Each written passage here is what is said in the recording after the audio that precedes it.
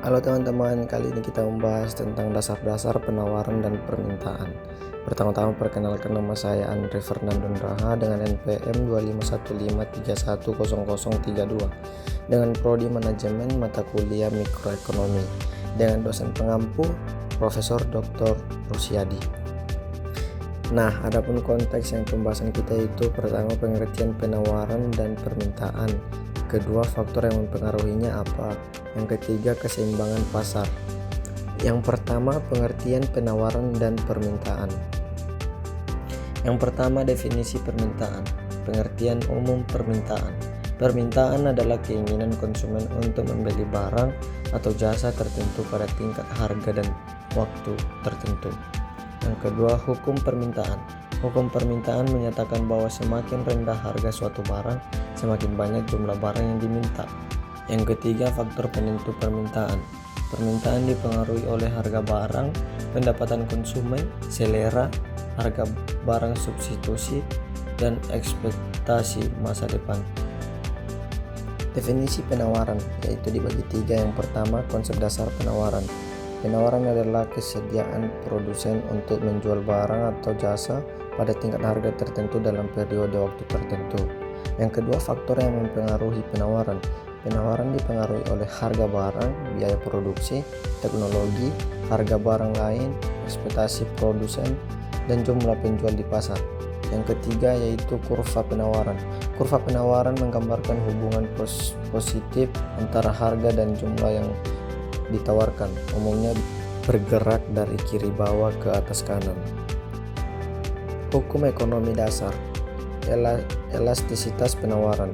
Ukuran kepekaan jumlah penawaran terhadap perubahan harga dipengaruhi oleh waktu, teknologi, dan sumber daya. Hukum permintaan. Ketika harga suatu barang naik, jumlah yang diminta akan turun, dan sebaliknya dengan asumsi faktor lain tetap. Hukum penawaran. Ketika harga suatu barang naik, jumlah yang ditawar akan meningkat, dan sebaliknya dengan asumsi faktor lain tetap. Kurva permintaan. Representasi grafik hubungan antara harga dan jumlah barang yang diminta umumnya memiliki kemiringan negatif. Lanjut, yang kedua, faktor yang mempengaruhi. Harga barang. Pengertian harga barang. Harga barang adalah nilai moneter yang ditetapkan untuk suatu produk, menjadi titik keseimbangan antara penawar dan permintaan di pasar. Yang kedua itu faktor penentu harga.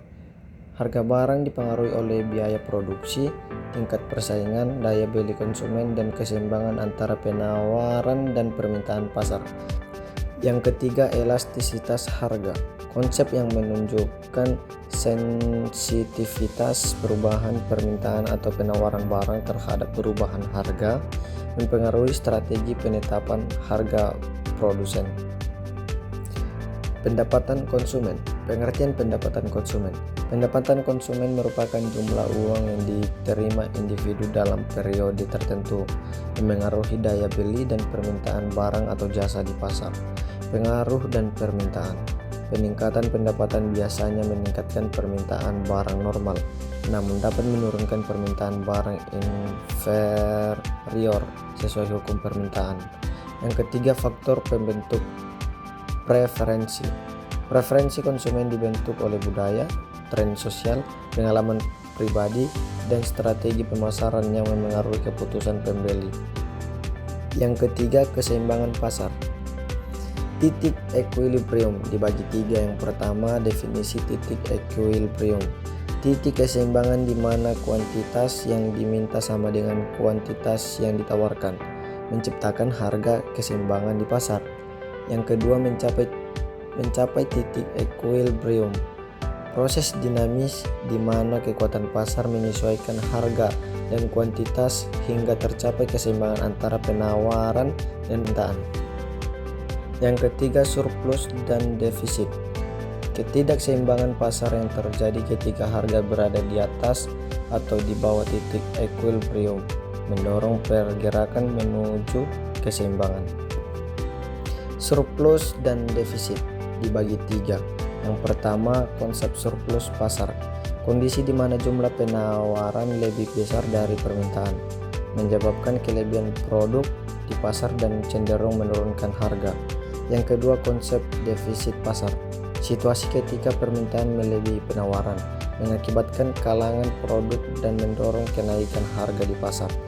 Yang ketiga, keseimbangan pasar. Titik pertemuan antara kurva permintaan dan penawaran di mana tidak terjadi surplus maupun defisit. Harga dan kuantitas berada pada kondisi optimal. Pergeseran kurva dibagi tiga. Yang pertama itu faktor penyebab pergeseran kurva. Pergeseran kurva penawaran dan permintaan terjadi akibat perubahan faktor non-harga seperti pendapatan, selera, teknologi, dan ekspektasi pasar. Yang kedua, pergeseran kurva penawaran. Perubahan biaya produksi, teknologi, atau jumlah produsen menyebabkan kurva penawaran bergeser, mengubah kuantitas barang yang ditawarkan pada setiap tingkat harga. Pergeseran kurva permintaan. Kurva permintaan bergeser ke kanan saat permintaan meningkat dan ke kiri saat menurun, mempengaruhi keseimbangan pasar dan harga. Penawaran dan permintaan menentukan harga. Yang pertama, konsep dasar harga keseimbangan. Harga keseimbangan terjadi ketika jumlah barang yang ditawarkan sama dengan jumlah barang yang diminta, menciptakan titik temu di pasar. Yang kedua, kurva penawaran dan permintaan. Visualisasi grafik menunjukkan hubungan antara harga dengan jumlah barang dan ditawarkan dan diminta dalam bentuk kurva yang berpotongan. Yang ketiga, faktor pergeseran kurva. Perubahan preferensi konsumen, pendapatan, biaya produksi, dan teknologi dapat menggeser kurva yang mempengaruhi harga keseimbangan baru. Keseimbangan pasar terjadi alamiah. Yang pertama, konsep keseimbangan pasar. Keseimbangan pasar terjadi ketika jumlah permintaan sama dengan penawaran, menciptakan harga keseimbangan yang stabil tanpa intervensi pemerintah. Yang kedua, mekanisme pasar bebas. Pasar bebas kemungkinan harga dan kuantitas mencapai titik keseimbangan secara alamiah melalui interaksi pembeli dan penjual. Yang ketiga, perubahan keseimbangan pasar.